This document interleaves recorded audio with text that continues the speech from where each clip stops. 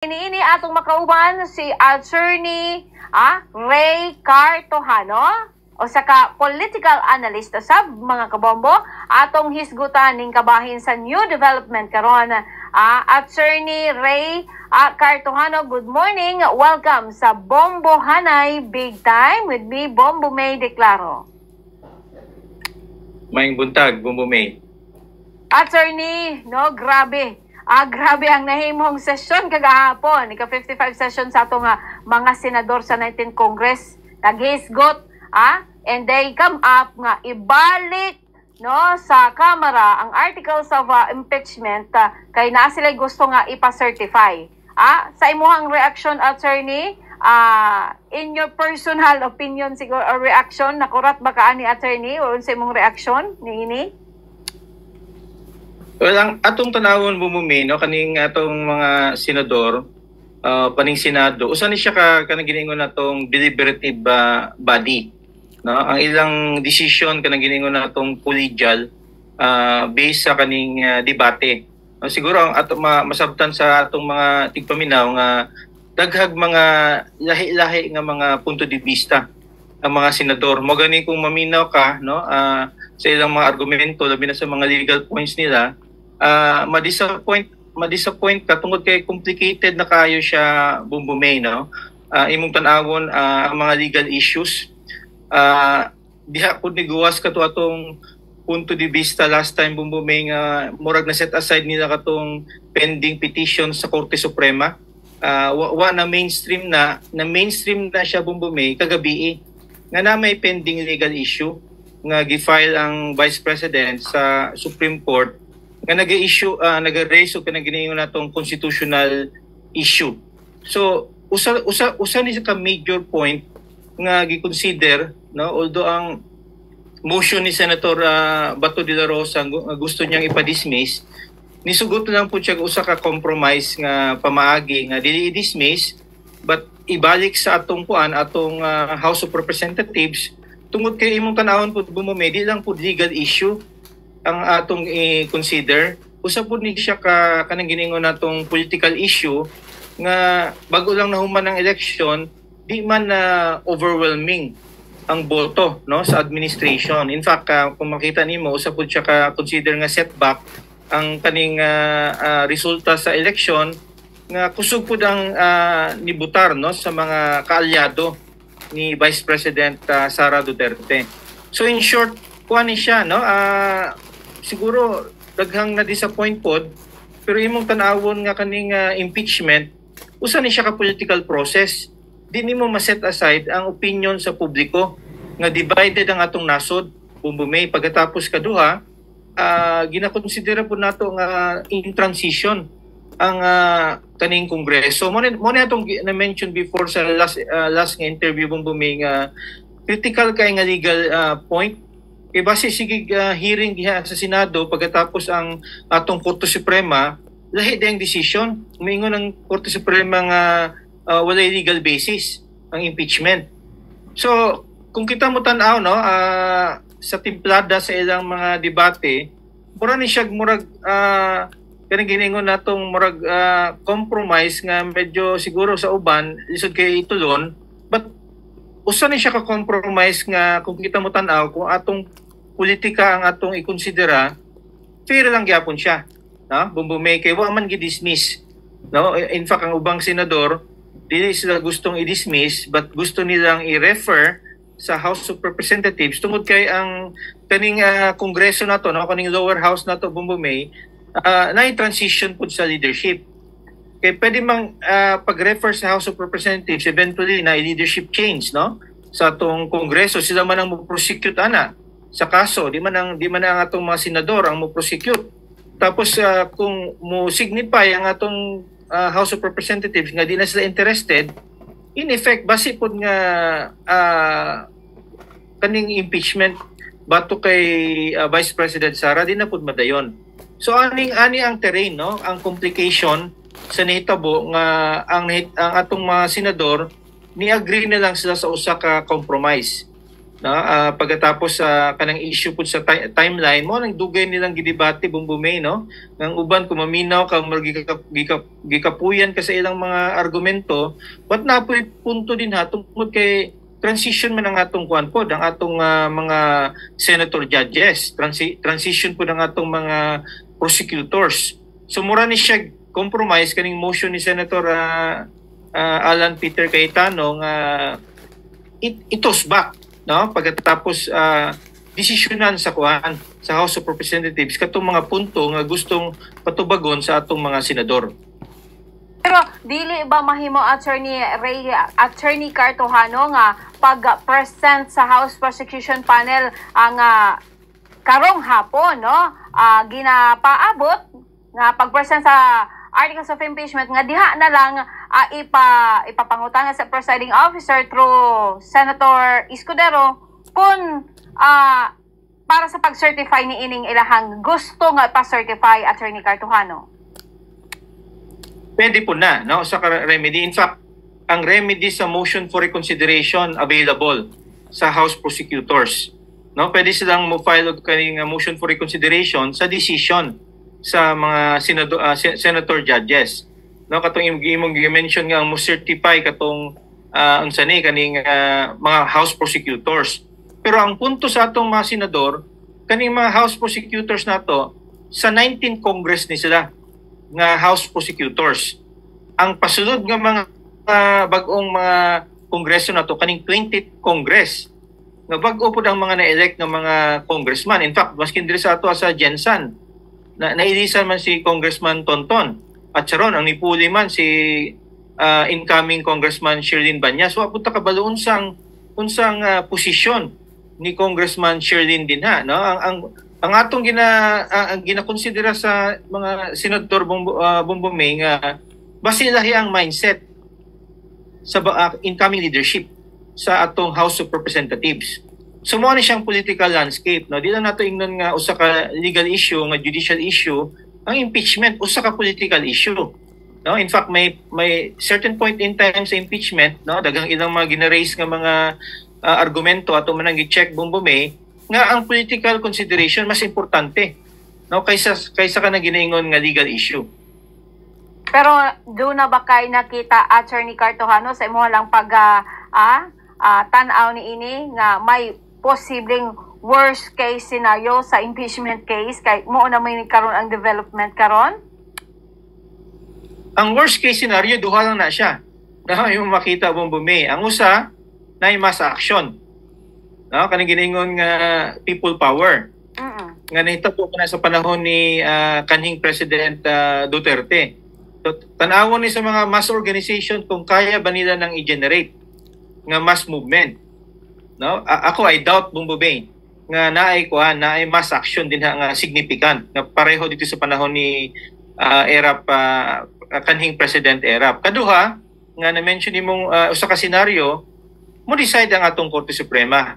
No, mo patunga atong Korte Suprema nga i-clarify nila kaning giningon nga constitutional boundaries.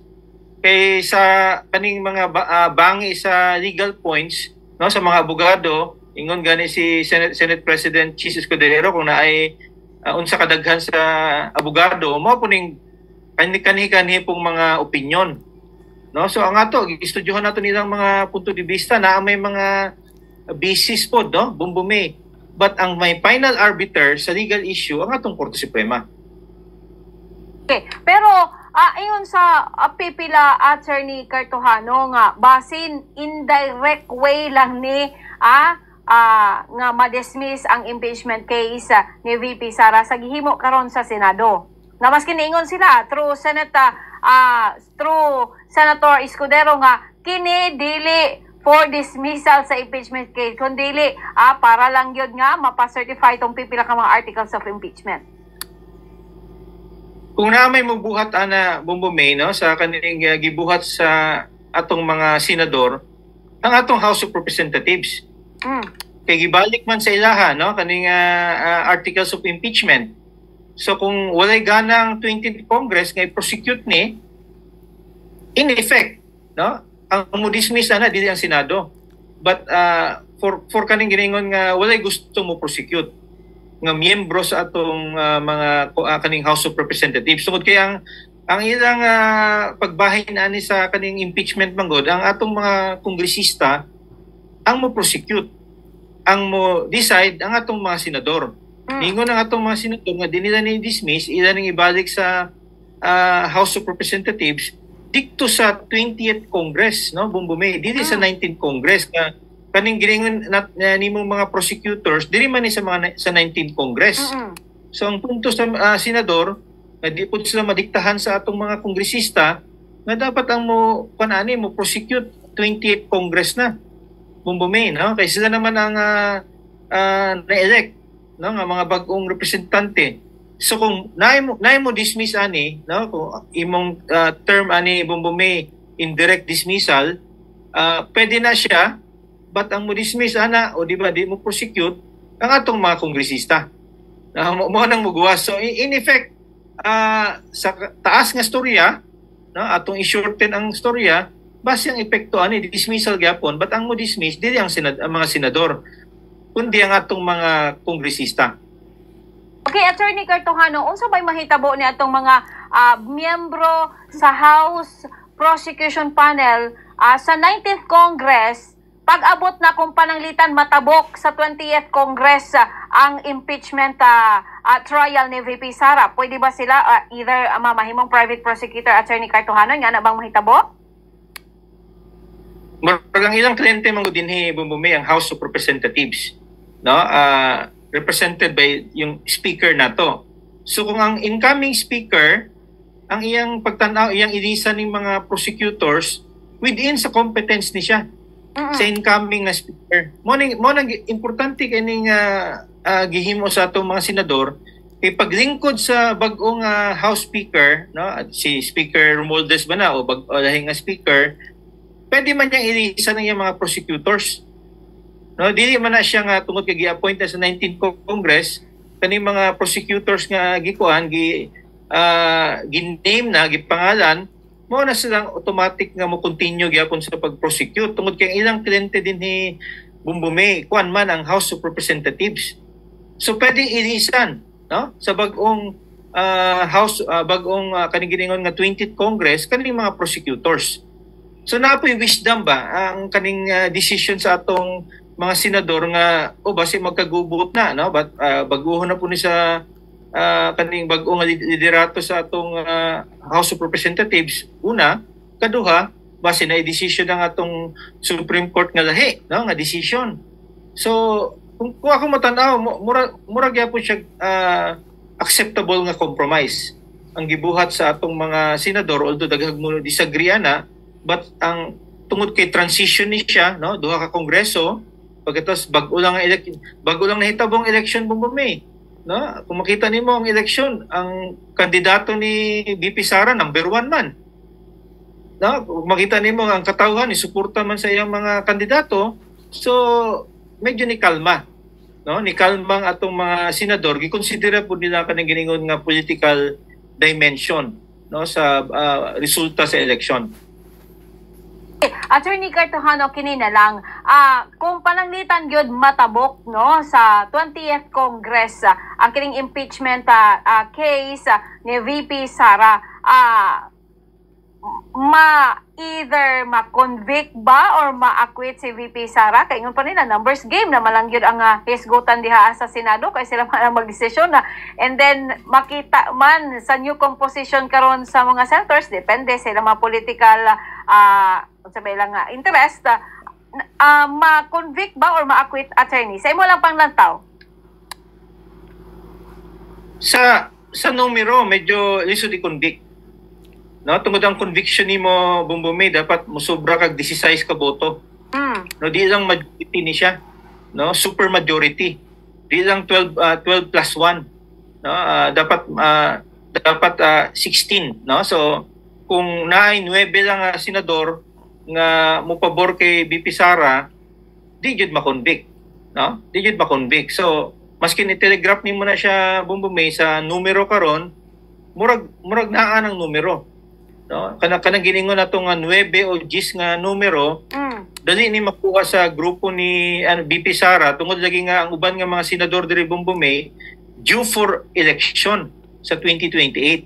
Yes. So kani atong mga senador ginakonsidera po nila ilang political survival. No, nakita nila sa Bismin area, mostly sa Bismin area, usog ang mga kandidato sa mga Duterte. So gikonsidera po nila ni no nga usa ka importante nga issue nga di po sa basta-basta mo decide no nga mo convict sa Vice President. Okay, maulay mensahe nimo attorney bahin niining mga grabe masalimuot na yung sitwasyon karon sa impeachment case ni VP Sara para sa itong mga katawhan. So very fluid ang situation, no? In fact daghang natingala no sa decision, but kung musunod ka sa mga argumento sa atong mga senador, murag logical nga conclusion katong compromise, no? Di man na pwede basta-basta pud ma-dismiss. So nihimog medyo Solomonic decision ang atong mga senador nga dili dismiss, hatagag tsansa ang bag-ong liderato sa Kongreso, no, sa House of Representatives nga ilang desisyonan, no, ilang tan-awon kung i-prosecute ba nila o dili. Kaduha, hatagan pug tsansa ang atong Korte Suprema nga i-decide ang legal issue, no, sa impeachment. Okay, Attorney Ray Cartojano, usasab ka political analyst dinhi sa Dakbayan Sara Santos. Dagan kayong salamat, Attorney. Anytime, no, Bumumay. Kay mga kamambo, bago laban ninyo nadunggan ang atong interview through Zoom interview kang Attorney Ray Cartojano bahin sa development karon sa impeachment case ni VP Sara, which is ang Senado gi-return ngadto sa Kamara ang articles of impeachment, which is about nga i-read or basahon nga karong hapon mga kabombo. No, ginapaabot yung basan karong hapon ang articles of impeachment, 7 na siya, pero ang pangutana sa uban kaya ba ang makaproceed sa impeachment trial since murag gahol naman kaayo sa oras. Kanabad pa mga kabombo, og unya padungog nato ang mga nahimong